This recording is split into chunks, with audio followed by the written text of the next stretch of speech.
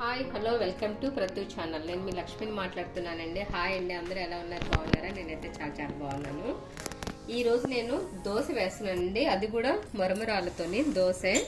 ఈ దోశ చాలా బాగుంటుంది, చాలా అట్లు కూడా చాలా స్మూత్గా వస్తుందండి. ముందుగా దానికి నేను ఈ గ్లాసున్నర బియ్యం ఆల్రెడీ నేను నానబెట్టుకున్నానండి. ఒక స్పూన్ వచ్చి మెంతులు వేసుకున్నాను, చూస్తున్నారు కదా. మొత్తం ఒక 8 అవర్స్ నానబెట్టేసుకోవాలి. నెక్స్ట్ ఈ గ్లాసున్నర బియ్యానికి ఇదే గ్లాస్తోని 3 గ్లాసులు మరమరాలు కొలతగా వేసుకోవాలండి. కానీ ఎట్టయితే చాలా చాలా బాగుంటుందండి. సో ఇప్పుడు మనం ఇలాగ వేసుకున్నాం కదా, దీనిలో వాటర్ వేసేయండి.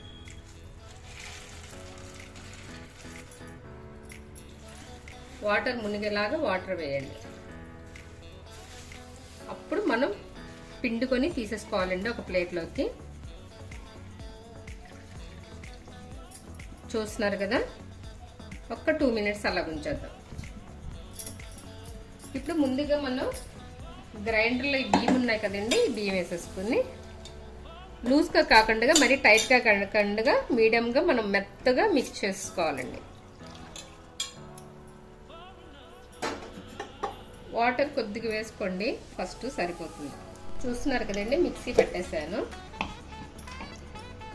చూడండి, ఈ విధంగా ఉండాలి, మరి లూజ్గా చేయకూడదు. చాలా మెత్తగా పట్టేసుకోవాలి మనం మిక్సీ అనేది బియ్యం. మనం ఇది గిన్నెలో వేసేసుకుందామండి. ఇప్పుడు ఇదే జార్లోనే మనం మరమరాలు నానబెట్టుకున్నాం కదా, అవి కూడా పిండేసుకుని వేసుకుందాం. చూస్తున్నారు కదా,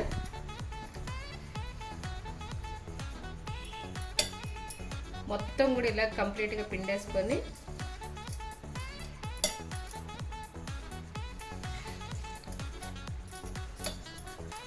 కానీ టేస్ట్ అయితే చాలా బాగుంటుందండి మరమరాలతోని. వీటినే మురీలు కూడా అంటారు కదా, మేమైతే మురీలు అంటాము. ఇప్పుడు ఇదంతా పిండేసుకున్న తర్వాత మనం మెత్తగా మిక్సీ పట్టేవాళ్ళండి. అది కూడా లూజ్గా కాదు, కొద్దిగా మీడియంగా చేసుకోవాలి. చూస్తున్నారు కదండి, మరమరాలు కూడా నేను మిక్సీ పట్టేశాను. సో ఈ విధంగా మెత్తగా అయిపోయింది. చూస్తున్నారు కదా, ఇలా మెత్తగా రావాలి. ఒకవేళ మీకు జార్లో వేసుకునేటప్పుడు టైట్ అనిపిస్తే కొద్దిగా వాటర్ వేసుకోండి, మరి ఎక్కువ కాకుండా. ఇప్పుడు ఇది మనం ఈ బియ్యం పిండిలోని మనం వేసేసుకుందాం. ఇప్పుడు ఇదంతా కూడా ఒకసారి ఇలా మొత్తం రెండు కూడా మిక్స్ చేసేసుకోండి. బియ్యం కూడా బాగా మెత్తగా అడిచాలండి. ఇదంతా ఇలా మిక్స్ చేసుకున్న తర్వాత ఒక నైట్ అంతా కూడా బయట ఉంచండి, మూత పెట్టేసి. మార్నింగ్కి చాలా బాగుంటుంది దోశకి.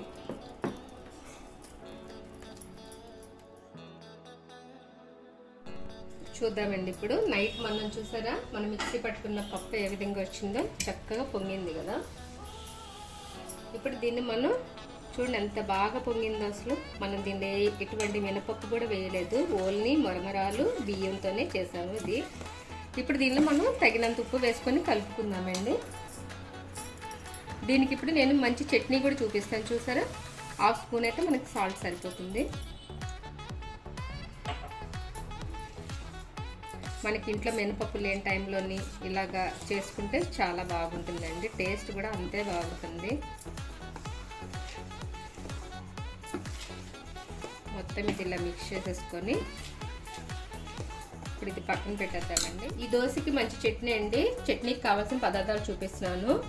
ముందుగా కొద్దిగా జీలకర్ర, మినపప్పు, నేను ఎండుమిర్చి ఒక 4 వేస్తున్నానండి, పచ్చిమిర్చి ఒక 4 వేస్తున్నాను, కొద్దిగా కరివేపాకు, ఒక మీడియం సైజు ఉల్లిపాయ, ఒక 3 టమాటా, కొద్దిగా పల్లీలు వేస్తున్నాను.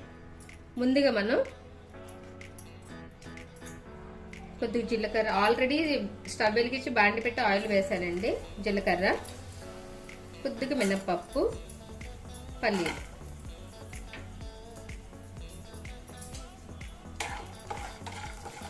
ఇవి కొద్దిగా ఫ్రై అయిన తర్వాత ఎండుమిర్చి, పచ్చిమిర్చి కూడా వేసేసుకుందాం.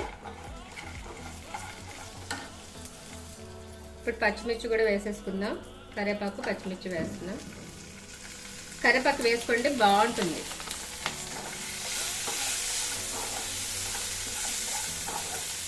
నేను దీనిలో చింతపండు వేయట్లేదండి, ఎందుకంటే మేము తీసుకున్న టమాటా బాగా పుల్లగా ఉంది, ఆ పులుపు సరిపోతుంది.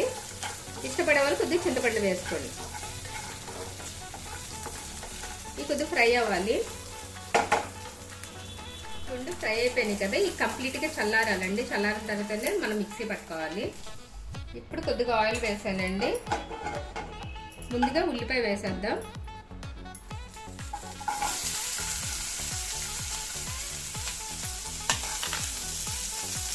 వీటిలోనే కొద్దిగా ఉప్పు వేద్దామండి. మన చట్నీకి సరిపడా ఉప్పు వేసేసుకోవచ్చు. నెక్స్ట్ కొద్దిగా పసుపు. కొద్దిగా దోరగా ఈ ఉల్లిపాయ ఫ్రై అయిన తర్వాత అండి అప్పుడే మనం టమాటా కూడా వేసేసుకోవాలి. ఇప్పుడు టమాటా వేసేసుకుందాం.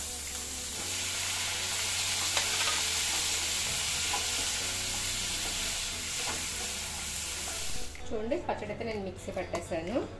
స్మెల్ అయితే అదిరిపోతుందండి. ఈ పచ్చడి మనం వేడివేడి అన్నంలో కూడా కొద్దిగా నెయ్యి వేసుకొని తింటే చాలా బాగుంటుందండి.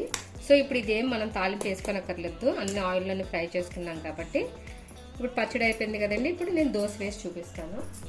స్టవ్ వెలిగించుకొని నేను ఆల్రెడీ ప్యాన్ పెట్టేస్తానండి. ఉల్లిపాయ ఒకసారి ఇలాగ మనం కంప్లీట్గా ఆయిల్లో ముంచి అప్లై చేస్తాం అనుకోండి ప్యాన్కి, మనకి దోశ చాలా ఫ్రీగా వచ్చేస్తుంది నీట్గా. ఇది బాగా హీట్ ఎక్కాలండి. చూస్తున్నారు కదండి, కలర్ హీట్ ఎక్కింది కదా.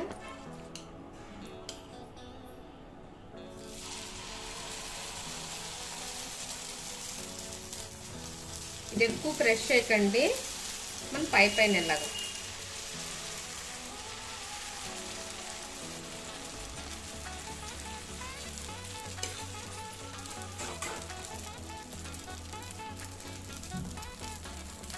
చూడండి ఎంత చక్కగా మనకు అలాగా ఓవర్స్లా పడితే చాలా స్పాంజీగా ఉంటుందండి.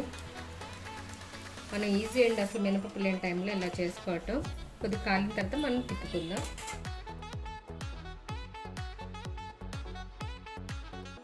చూస్తున్నారు కదండి, మురి అట్లయితే ఈ విధంగా వేసుకోవాలి. నేను చెప్పిన విధానంగానే చేసుకోండి, టేస్ట్ అయితే అదిరిపోతుంది. మంచి చట్నీ చేసి చూపించాను. సో మీరు కూడా ఇంట్లో ట్రై చేసి టేస్ట్ ఎలాగుందో నాకు కంపల్సరీగా చెప్పండి. మా ఛానల్ చూసిన ప్రతి ఒక్కరికి పేరు పేరున థ్యాంక్స్ అండి. మీరు మమ్మల్ని ఇంకా ఎంకరేజ్ చేయండి. మీ సపోర్ట్ అనేది మాకు ఎప్పుడు ఇలాగే ఉండాలండి. ఓకే ఫ్రెండ్స్, చూస్తున్నారు కదా ఈరోజు చేసిన మురి అట్టు. మీకు కనుక నచ్చినట్టయితే లైక్ చేయండి, షేర్ చేయండి, కమెంట్ చేయండి. అలాగే సబ్స్క్రైబ్ చేయడం మాత్రం మర్చిపోకండి.